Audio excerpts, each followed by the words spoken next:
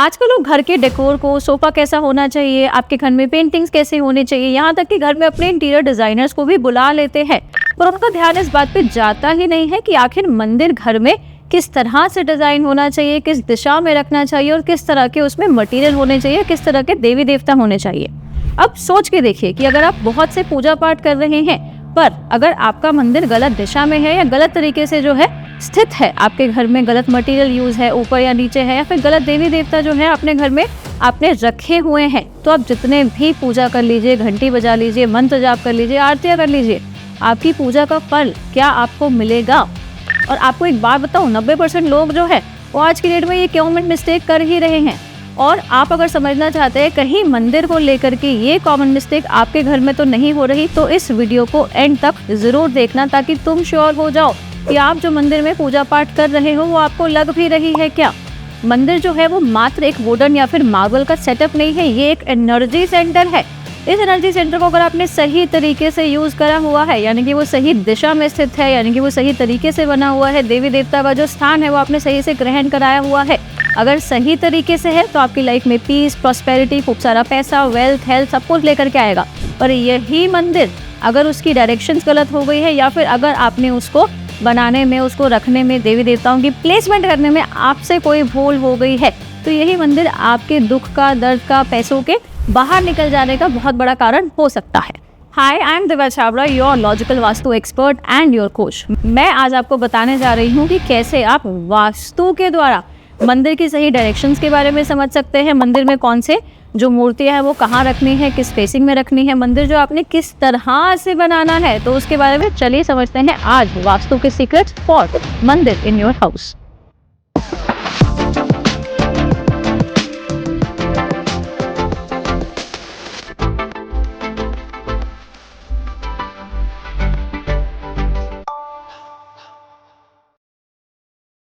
चलिए बात करते हैं उन 3 टॉप डायरेक्शंस की जहां पे आप अपने घर का मंदिर जो है रख सकते हैं। सबसे पहले जिस डायरेक्शन के बारे में आप जानते ही हैं वो है घर की नॉर्थ ईस्ट की दिशा, यानी कि आपके घर का ईशान कोण।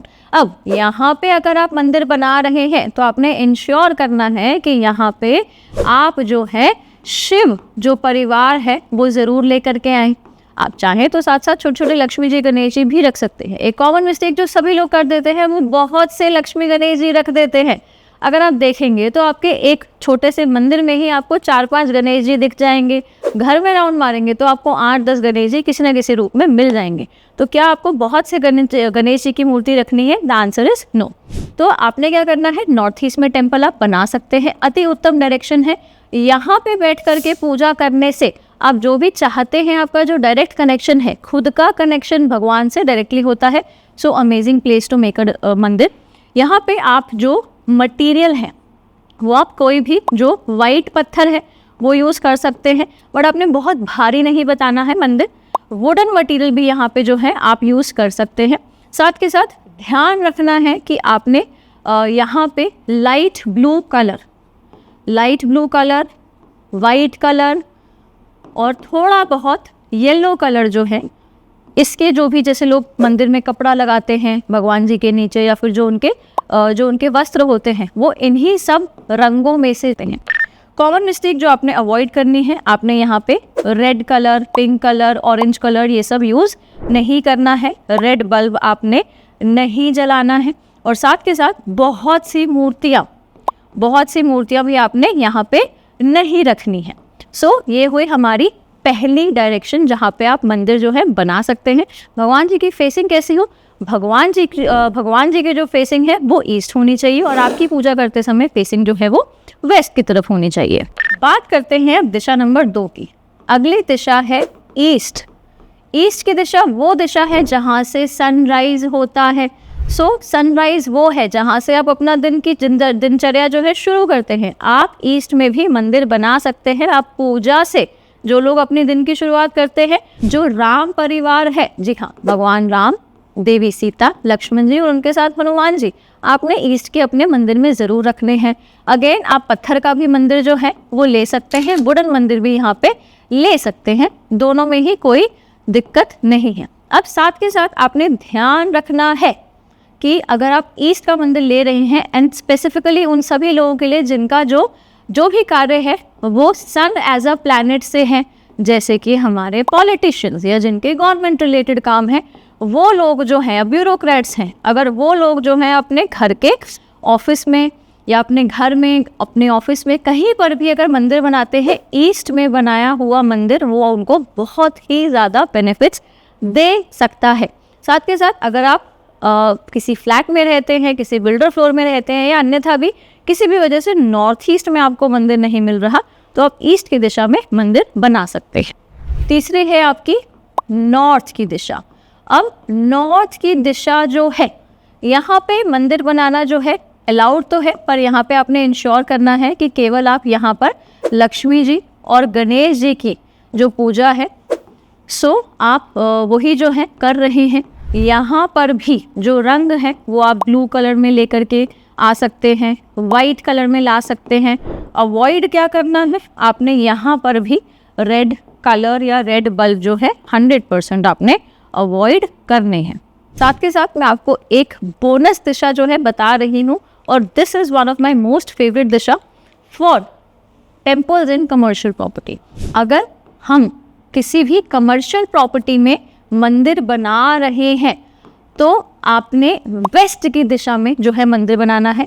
अब किसी ऑफिस के स्थान पर या फिर किसी फैक्ट्री या फिर किसी बड़े रिजॉर्ट या हॉस्पिटल के स्थान पर अगर आप मंदिर बना रहे हैं तो वेस्ट की दिशा में आप मंदिर ले सकते हैं।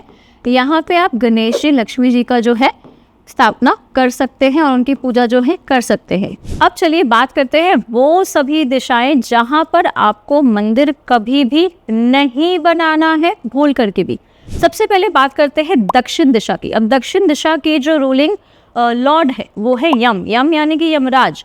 इस स्थान के ऊपर आपने अपने घर में कभी भी मंदिर नहीं बनाना है।